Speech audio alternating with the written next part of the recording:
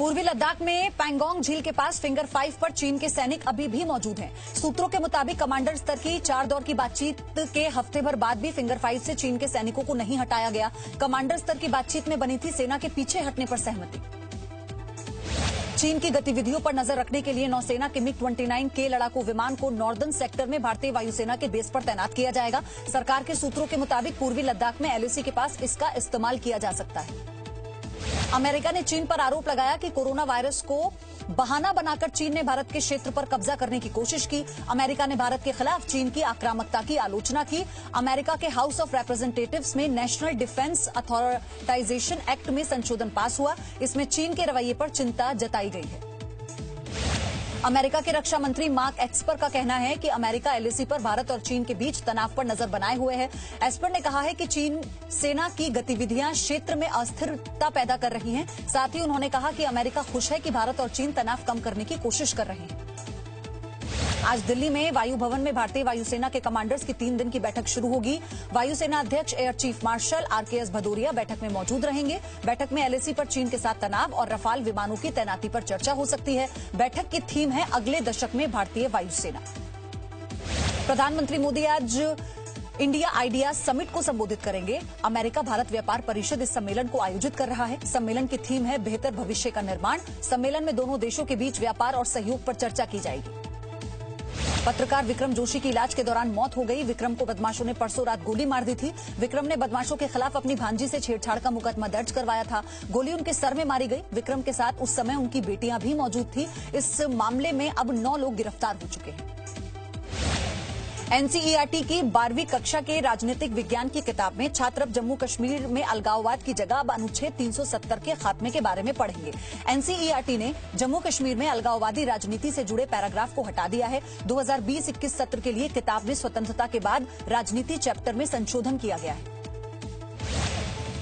अयोध्या में 5 अगस्त को श्री राम मंदिर के लिए होने वाले भूमि पूजन से पहले 3 अगस्त से पूजन उत्सव शुरू होगा। 3 अगस्त को मंदिर की आधारशिला कार्यक्रम की शुरुआत गणपति पूजन से होगी।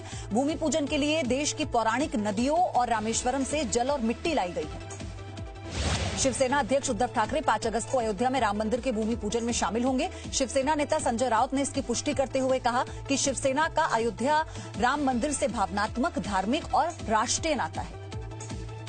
महाराष्ट्र सरकार में सहयोगी एनसीपी के नेता माजिद मेमन ने मुख्यमंत्री उद्धव ठाकरे को राम मंदिर के भूमि पूजन कार्यक्रम में न जाने की नसीहत दी है। माजिद ने कहा है कि धर्मनिरपेक्ष लोकतंत्र के मुखिया को किसी खास धर्म की गतिविधियों को बढ़ावा देने से बचना चाहिए।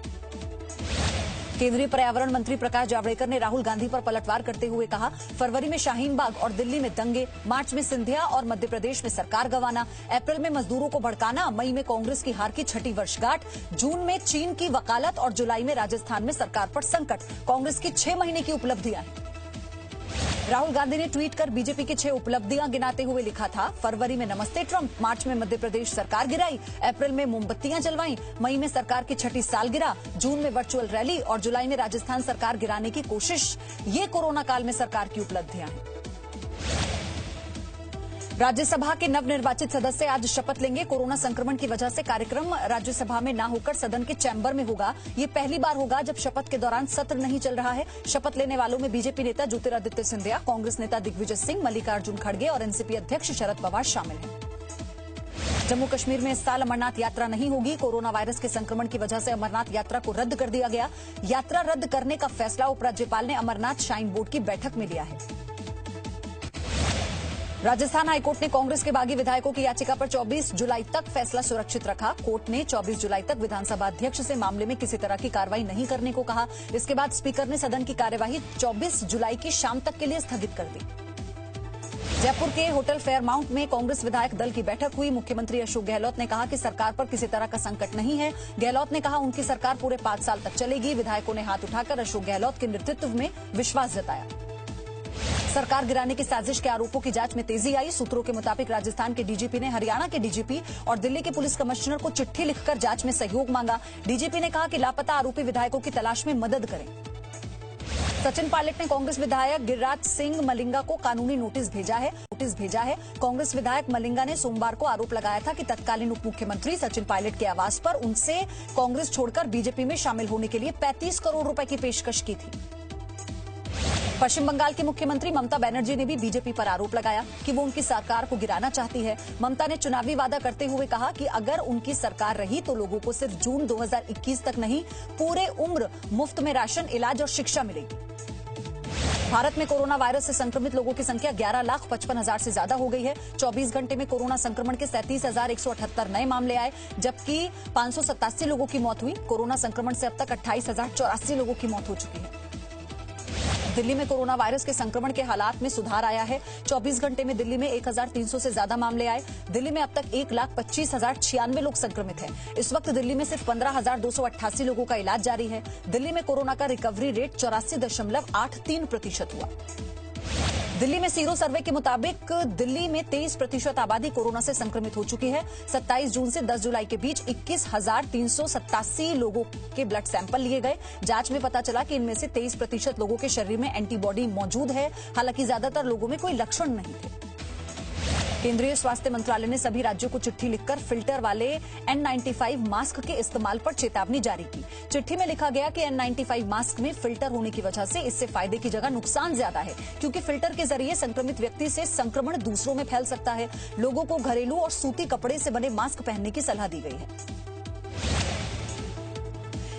महाराष्ट्र में कोरोना के मरीज बढ़कर अब 3,27,000 हो गए। पिछले 24 घंटे के दौरान महाराष्ट्र में 8,369 नए केस सामने आए। महाराष्ट्र में अब तक 1,82,000 मरीज ठीक होकर डिस्चार्ज किए जा चुके हैं। मुंबई में कोरोना पॉजिटिव मरीजों की संख्या बढ़कर 1,03,368 हो गई है। मुंबई में पिछले 24 घंटे के दौरान कोरोना से 62 मौतें हुई। मुंबई में कोरोना से अब तक कुल 5,817 मौतें हो चुकी हैं। मुंबई के धारावी में पिछले 24 घंटे में कोरोना के सिर्फ 10 नए केस सामने आए। इसी के साथ धारावी में कोरोना के कुल मरीजों की संख्या 2,502 हो गई। दिल्ली दंगों के आरोपी शर्जील इमाम कोरोना पॉजिटिव हो गया है। दिल्ली पुलिस की स्पेशल सेल कल उसे गुवाहाटी जेल से लेकर आने वाली थी। शर्जील इमाम को दिल्ली लाने से पहले कोविड-19 के टेस्ट में वो पॉजिटिव निकला। महाराष्ट्र में किसानों ने हजारों लीटर दूध सड़कों पर बहा दिया। किसान दूध के सही दाम नहीं मिलने से नाराज हैं। किसान प्रति लीटर 30 रुपए दूध का दाम मांग रहे हैं, जबकि फिलहाल उन्हें 17 रुपए प्रति लीटर ही मिलता है। सरकार के साथ बैठक का नतीजा भी नहीं निकला। असम में बाढ़ की वजह से 87 लोगों की मौत हो चुकी है। असम में 24 जिलों के 24 लाख लोग से ज्यादा बाढ़ से प्रभावित हैं। 44,000 लोग रिलीफ कैंप में हैं। काजीरंगा पार्क में बाढ़ से अब तक 116 जानवरों की मौत हो चुकी है। संयुक्त राष्ट्र संघ ने भी असम में मदद की पेशकश की। बिहार के 8 जिले बाढ़ से सबसे ज्यादा प्रभावित है। दरभंगा, खगड़िया, सीतामढ़ी, मुंगेर, छपरा, मधुबनी, मधुपुरा और मुजफ्फरपुर में बाढ़ से काफी नुकसान हुआ। मुख्यमंत्री नीतीश कुमार ने राज्य के 6 जिलों में बाढ़ की आशंका को लेकर अलर्ट जारी किया है। बिहार के 4 जिलों में आकाशीय बिजली गिरने से 10 लोगों की मौत हो गई। नालंदा में 3, जमुई में 2, नवादा में 1 और बांका जिले में 4 लोगों की मौत हुई। मुख्यमंत्री ने पीड़ित परिवारों को 4 लाख रुपए के मुआवजे का ऐलान किया। बिहार के सुपौल में कोसी नदी उफान पर है। सैकड़ों गांव में बाढ़ जैसे हालात हैं। लोगों को ऊंची जगहों पर जाने के लिए कहा गया। भारत नेपाल के कुनौली बॉर्डर पर तैनात एसएसबी कैंप में बाढ़ का पानी घुस गया। यहां पर एक निर्माणाधीन पुल टूट गया, जिसकी वजह से लोगों को काफी दिक्कतों का सामना करना पड़ा। बिहार के दरभंगा जिले में कई गांवों में बाढ़ का पानी घुस चुका है। गांव के लोग बाढ़ की वजह से सड़क पर रहने को मजबूर है। सड़क टूटने से लोग पानी के पार कर जरूरी कामों के लिए बाहर जा रहे हैं। बिहार के दरभंगा में एक गर्भवती महिला को ट्यूब और लकड़ी से बनाई नाव में बिठाकर अस्पताल पहुंचाया गया। गांव में बाढ़ का पानी भर जाने की वजह से सड़कें बंद है। 8 महीने की गर्भवती रुखसाना को अचानक से पेट में दर्द शुरू हो गया। मजबूरी में ट्यूब की नाव बनाकर अस्पताल पहुंचाया गया। महिला की हालत ठीक है। असम के नगांव में कई गांव में बाढ़ आ गई है और ये बाढ़ तब आई जब ब्रह्मपुत्र नदी में जलस्तर बढ़ने की वजह से बांध का गेट खोल दिया गया। बाढ़ आने से गांव के लोगों को भारी परेशानी का सामना करना पड़ा। त्रिपुरा की राजधानी अगरतला में भारी बारिश के बाद आम जनजीवन अस्त व्यस्त हो गया। अगरतला में कई जगहों पर पानी भर गया। लोगों को काफी दिक्कतों का सामना करना पड़ रहा है। उत्तराखंड के कोटद्वार में बादल फटने से राष्ट्रीय मार्ग 534 पर भारी मलबा आ गया, जिससे राजमार्ग पर यातायात पूरी तरह से बाधित है। एक कार इस मलबे की चपेट में आ गई। कार में 3 लोग सवार थे। एक को बचा लिया गया, बाकी 2 की तलाश जारी है।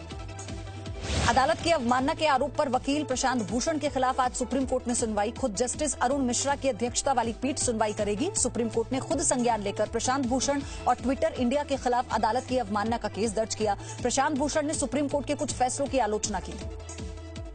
विकास दुबे एनकाउंटर की जांच के लिए यूपी सरकार की ओर से बनाए गए न्यायिक आयोग के पुनर्गठन पर सुप्रीम कोर्ट आज फैसला देगा। सुप्रीम कोर्ट की राय के मुताबिक अब जांच आयोग में सुप्रीम कोर्ट के एक रिटायर्ड जज और एक रिटायर्ड डीजीपी का नाम भी जोड़ा जाए।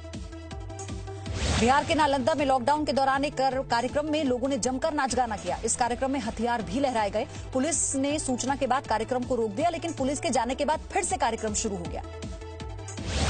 यूपी के हापुड़ में गढ़मुक्तेश्वर में बिजली एसडीओ ऑफिस में एक महिला कर्मचारी ने एक बुजुर्ग की चप्पलों से पिटाई कर दी। पिटाई का वीडियो सोशल मीडिया पर वायरल है। मामले की जांच की जा रही है। महिला का आरोप है कि बुजुर्ग ने उससे गाली दी। बिहार के बेगूसराय में बदमाशों ने दिन दहाड़े किसान से 47,000 रुपए लूट लिए। बदमाशों ने किसान की पिटाई भी की। फिलहाल पुलिस सीसीटीवी फुटेज के आधार पर अपराधियों की पहचान के बाद तलाश में जुट चुकी है। यूपी के गाजियाबाद में 16 जुलाई को दुकानदार की हत्या की सीसीटीवी तस्वीर आई। बदमाश बेखौफ होकर दुकान के अंदर आता है और तमंचा निकालकर दुकानदार के सीने से सटाकर गोली मारकर फरार हो जाता है। पुलिस ने आरोपी बदमाश सहित 3 साथियों को गिरफ्तार कर जेल भेज दिया है। राजस्थान के रणथंभौर नेशनल पार्क से निकलकर एक बाघ सवाई माधोपुर श्योपुर मार्ग पर आ गया। इससे ट्रैफिक काफी देर तक बंद रहा। बाघ करीब 5 मिनट तक मुख्य मार्ग की पुलिया पर बैठा रहा, जिससे सड़क के दोनों तरफ वाहनों की कतार लग गई। वाहन चालक अपने अपने वाहनों में बैठकर टाइगर की उछल कूद देखते रहे। राजस्थान के जैसलमेर में ओएनजीसी की गैस पाइपलाइन से रिसाव हुआ। रिसाव की जगह आग भी लगी। गांव ने कंपनी के अधिकारियों को सूचना दी। गैस रिसाव रामगढ़ कस्बे से 5 किलोमीटर दूर हुआ। मध्य प्रदेश के पन्ना जिले में एक मजदूर आनंदी लाल कुशवाहा को 50 लाख की कीमत का हीरा मिला। ये हीरा रानीपुर हीरा खदान से मिला। मजदूर ने हीरा कार्यालय में जमा करवा दिया। लॉकडाउन के बाद हीरा खदान में काम शुरू हुआ। Presenting B News app available on Google Play and App Store. Download it now.